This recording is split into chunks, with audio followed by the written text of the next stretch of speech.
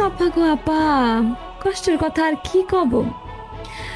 হ্যাঁ, আপনার গোর গয়না রাখার জায়গা নাই। আর আমার বাপ ভাই তো ছিল ড্রাইভার, এখনো তারা ড্রাইভার। আমি তো আর অত স্বর্ণ গয়না চোখে দেখি নাই, দেখলেন না বাসুর রাইতে আপনি আমারে কেমনে টিপ্পনি মাইরা কথা কইলেন। আর আমার যে জামাই, আমার জামাই তো মাসের শুরুতে খামটা পাইয়া পুরা আপনার বাপের হাতেই ধরায় দেয়। একটু গয়না কাটে যে কিনবো এই মুরাদ তো আমার নাই আপা। তো এইগুলা কথা আমারে কেন শুনাইতাছ? আপা একটা জিনিস ধরেন, এই যে আপনার গলার এত সুন্দর একটা হার, একটু খোলেন খোলেন। ধরেন আজকে থেকে এটা আমার। মানে মানে বুঝেন না, এমন হাঁ করে আছেন কেন আপা?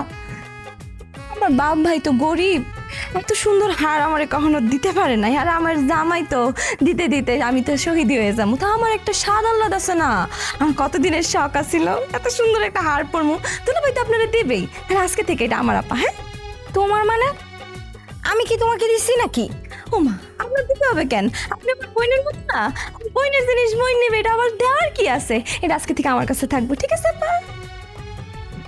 মানে